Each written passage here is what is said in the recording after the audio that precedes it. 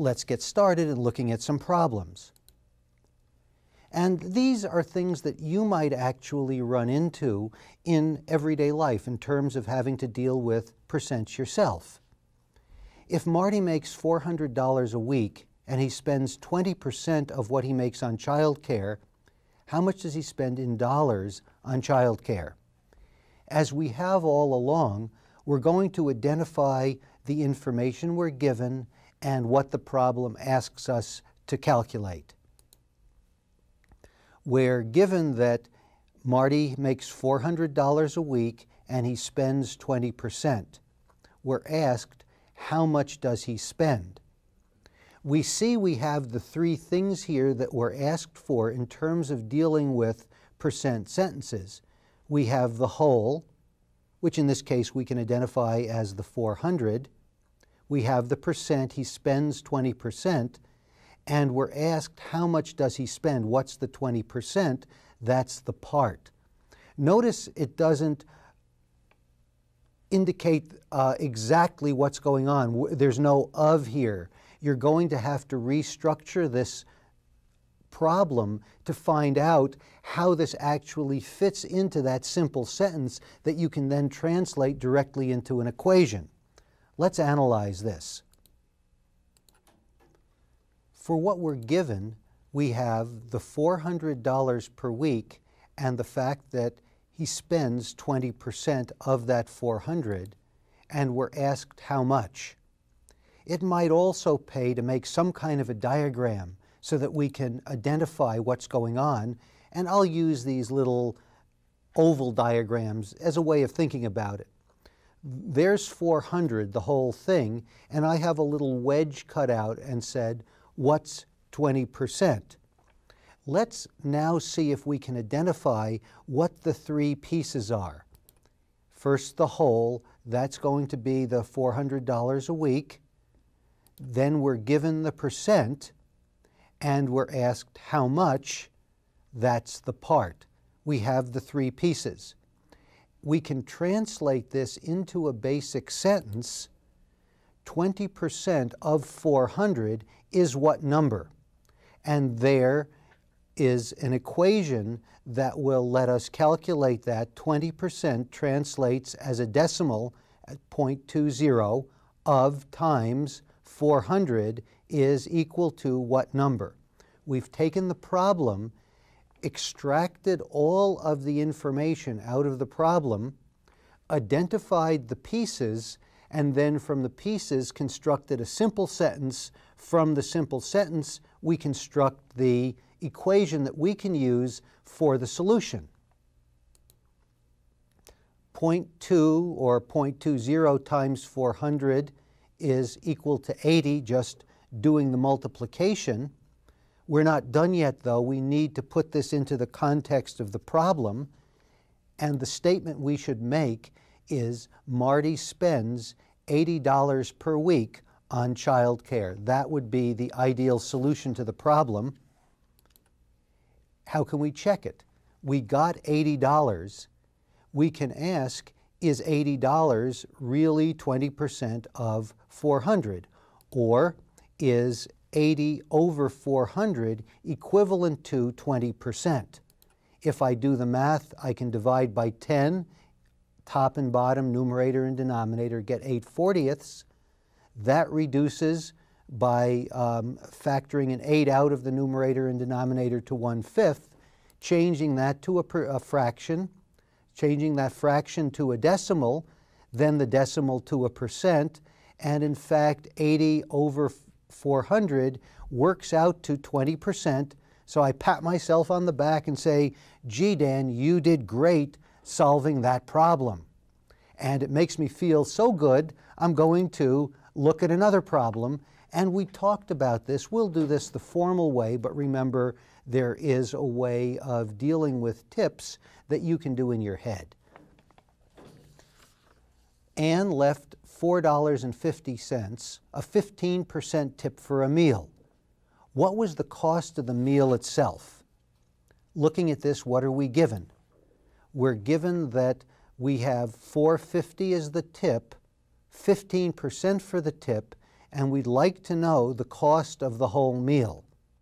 Let's summarize the information. We're given that there was a $4.50 tip, which was 15%. What we'd like to know is what was the whole cost of the meal. Using the same oval as a diagram, I write it this way. I don't know what the whole thing is, and I'm given that 15% is $4.50. Let's identify the different pieces of the percent sentence. There's the part, the $4.50 tip. The 15%, of course, is the percent, and there's the whole, which is what we're looking for. Let's restate this as a sentence. 15% of what number is $4.50? Then we would write it as an equation, 0.15 times n, the number we're looking for, is equal to $4.50. Dividing both sides by 0.15, and then doing the math, we solve n equals 30. We're not quite done yet because we need to state this in a way set up by the problem, in a way that answers the problem. I say this: the meal cost Ann $30. Then, of course, we want to check, is 15% of 30 $4.50? And we turn the thing around.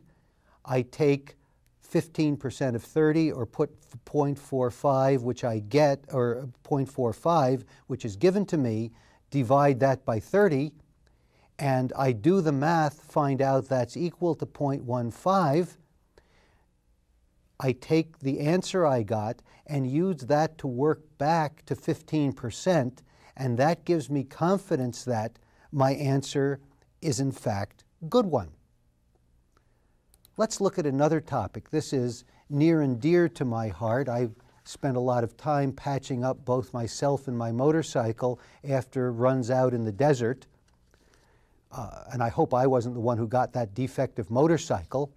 The Trail-A-Lot Motorcycle Factory finds that out of 485 of its trail bikes manufactured in a week's time, 3 are defective. And of course the question is, who gets one of those 3? What percent? And I hope they find out the easy way by inspection, not someone coming in with a wheel. I'm sorry, I'm getting off the point. What percent of the products are defective? All right, let's see what we're given here. We're given that there are 485, and of that 485, 3 are defective. What we want to know is what percent of their products are actually defective. Usually that's something that the president or the board of directors might like to know, of course, not to mention the customers. Let's summarize what we're given. We're given that there are 485 bikes. Out of that 485, 3 are defective, and we're asked for the percentage. Let's summarize the information with a diagram. We're given that as a whole there are 485 bikes. 3 are defective. We want to know the percent. Looking at this, we'll use our green labels to identify what part is what. The 485 are the whole. The 3 bikes are the part of the whole. And what we want to know in this case is the percent. The question we reduce this to is what percent of 485 is 3? We can write this as an equation.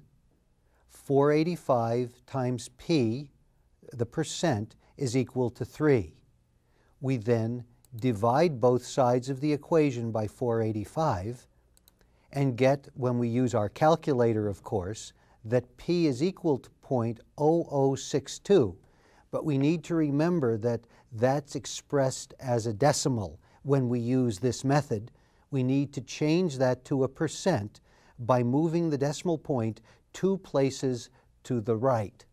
When we do that, we get that P is equivalent to 0.62%. When we state this as a part of the problem, we say that 0.62% of the bikes are defective. When we check, what we want to do is see if in fact 0.62% is equivalent to 3 over 485. Does 485 times 0.0062 in fact equal 3? When we do this with our calculator, we see it does. We take the result we get, apply it in the other direction, and see if the third item is correct. And this is how you can check all of these. Use your answer, work the problem backwards, see if you get the result that's stated in the problem. Here's a question or a word problem that might be useful to you. Sarah got 80% on her pre-algebra final exam. If there were 75 questions total, how many did she get correct? How many did she get wrong? And what percent did she get wrong? We have to be careful here. There are actually 3 separate questions that you're asked, so you'll need to provide 3 separate pieces of information when you're finished to make sure that you get full credit for the problem. We've identified here what's given and what's asked for. We'll summarize it here.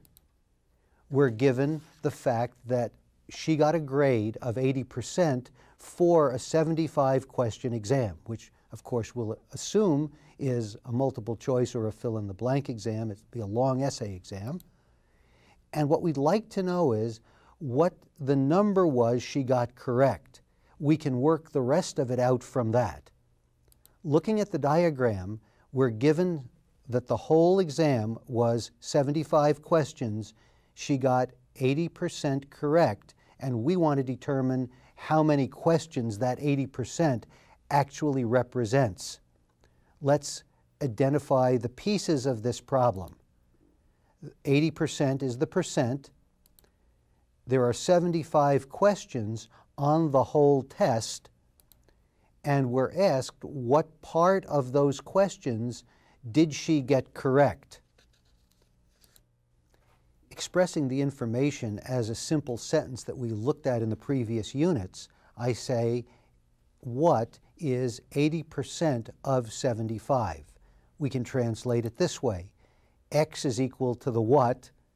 That's equal to 80%, 0.80 of 75. When I do the math, I find that she did 60 questions of the 75 correctly. That corresponds to 80%. Then I can say, if she got 60 questions correct, one of the other questions was how many did she get wrong? If there were 75 total, then if I subtract the 60 from the total, that tells me that she got 15 questions wrong. Then the last question was, what percent did she get wrong? There are a couple of ways of doing it. One way, the hard way, is to take 15 over 75 and turn that into a percent. The easy way is to remember that all the percents have to add up to 100%. If she got 80% right, she must have gotten 20% wrong. How can we check this? We can ask, is 60, in fact, 80% of 75? And we say, all right, what is 60 over 75? Will we get 80% when we do this? Remember, we got the answer 60. There were 75. Let's see if that percent is correct. 60 over 75, when I do it with my calculator or by, amazingly enough, long division, if I want to be crazy, is equal to 0.80, which I can translate to 80%. Incidentally, when you do this with a calculator, what may happen to you is your calculator will say 0.8. When you need to change that to a percent, you'll need to put another 0 in there, because if you start to move over 2 decimal points to the right, after you move over the 1 decimal point for the 0.8, you put another 0 in there, move it one more time to get to change 0.8, which is what your calculator gives you, it doesn't give you those trailing zeros, to change to 80%. And because 60 over 75 is equivalent to 0.8, which is equivalent to 80%, I'm pretty sure that I've done this problem correctly. Dan's living room is 30 feet by 25 feet.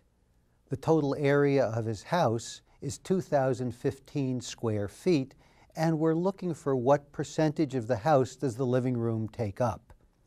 Here we're not given the square footage of the living room directly. We have to do a secondary problem before we can go solve the whole problem. But let's analyze this word problem for information before we go on. We see that the living room is 30 by 25. The total area is 2,015 square feet, and we're looking for the percentage. Let's summarize. Here's what we're given. The size of the room, not in square feet, but by the dimensions of the room, the length and width of the room, and we're given the area of the house in square feet, and we'd like to know what percent this is. Looking at our usual diagram, we see that we have the 2,015 square feet is the whole house. We want to know what percentage part of that living room is, and we have to do a preliminary calculation to find that as square feet. Let's identify what we have in terms of our percent sentences. The 30 by 25 feet is a part, the area of the house is the whole, and what we want to find out in this case is the percent. The first thing we need to figure out is what's the area of the living room. We're given the dimensions, we need to do a relatively simple multiplication. 30 feet by 25 feet, 750 square feet. Now we can go on with the problem. Here's the statement of it. 750 is what percent of 2015? We know that we can say the percent is the part over the whole by the definition of percent. That's 750 divided by 2015, and we can do the math, and to the nearest hundredth we see it's 0.37, which translates to 37% to the nearest whole percent. The way we would say this then is the area of the living room is 37% of the size of the whole house. We can check this and say, is it true that 37% of 2015 is in fact 750? I try this math, and 2015 times 0.37 gives me something close enough to 750 that I say, okay, I've done this problem correctly. Here's something I found published on the Pima Community College website. It shows the total salaries for the 2000-2001 academic year for staff, faculty, administrator, and it adds all those up to give me the total salary. What I'd like to know is what percent of the total does each group receive? Let's look at what we're given. Here's what we're given. We're given all of those salaries and the total, and what we're asked is what percent of the total does each group receive? Let's go analyze that. Here's what we're given. We're given the part, or in this case the parts because we have three separate pieces, and we're given the whole. What we're asked for is the percent for each group. Let's do the math. First of all, let's take the staff first. Remember, from the definition of percent, it's the part divided by the whole expressed as a fraction, then with the decimal point moved 2 places to the right expressed as a percent. In this case, I take the $23,220,000 paid to staff divide that by the total salary revenue, and I find that the staff receive a bit over half of all of the money at Pima College paid as salaries. Let's do this for faculty. I use the same idea, the part divided by the whole, do the math, and I find that the faculty get about 40% of all the money. And last, I do this for the administrators, the part over the whole, about 4 million over about 45 million, and I find that to the nearest whole percent, the administration gets about 9% of the money. How can we check this? All of the percents should add to a whole. If I take all the percents that I calculated and add them up, I find that in fact they add to 100%, and I'm pretty sure that I've done this problem correctly. Going to change topic a little bit now and look at a certain type of problem that deals with percentages, and that has to do with commissions.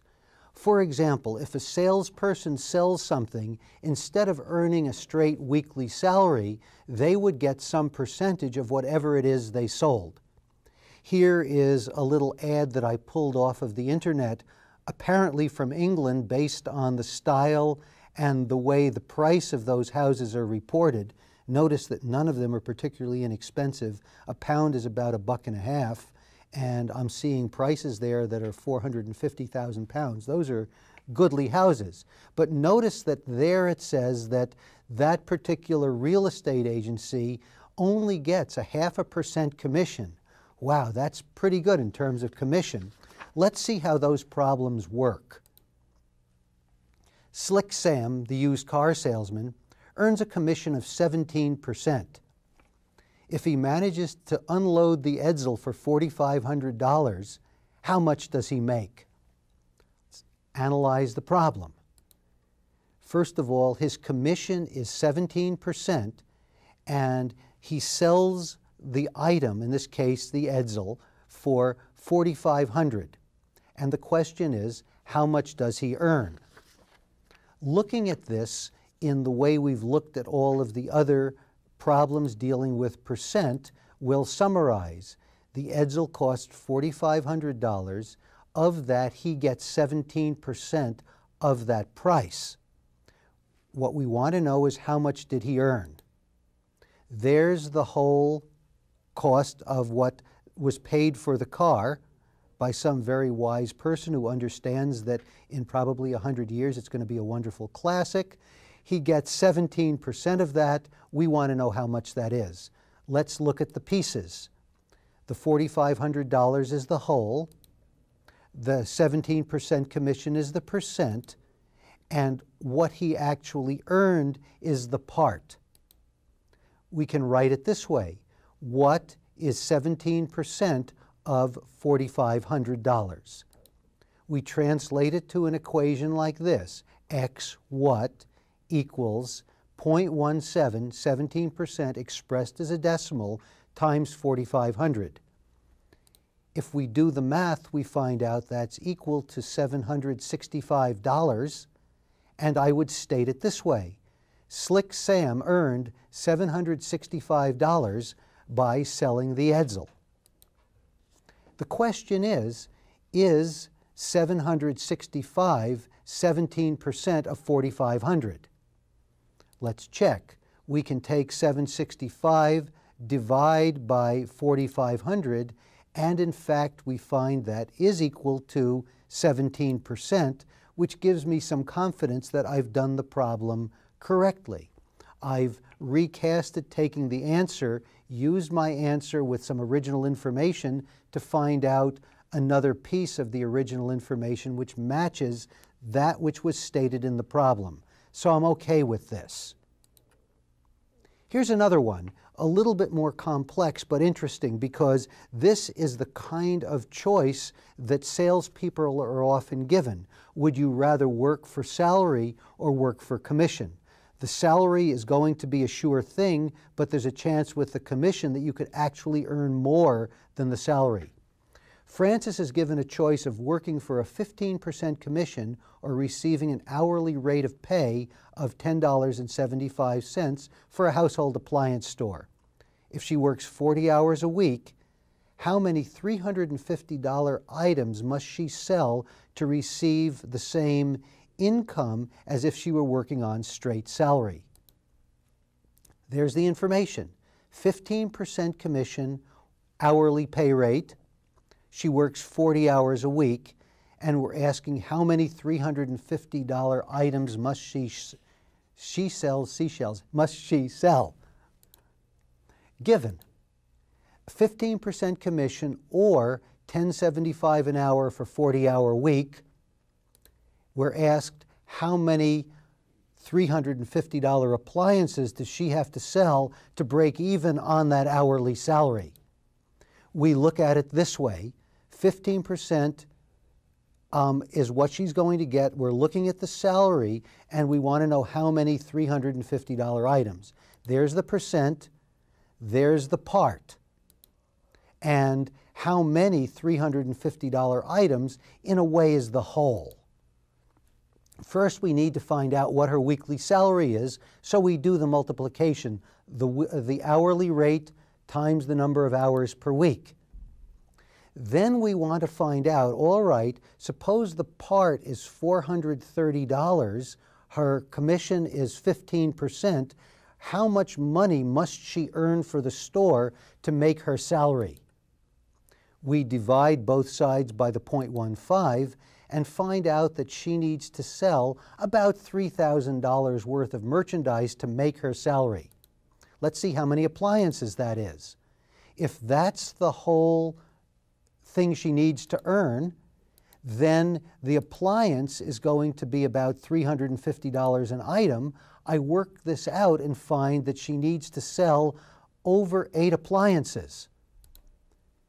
She can't have a tenth of an appliance, so to at least break even, she needs to sell about 9 appliances. We can check this by asking, is 15% of what she needs to sell $430?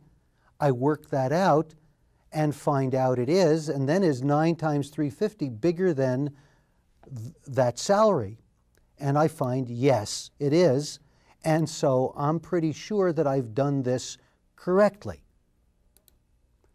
Okay, we've looked at a lot of different word problems, and we've seen how those word problems can reduce to the very simple ones that we can translate directly to equations.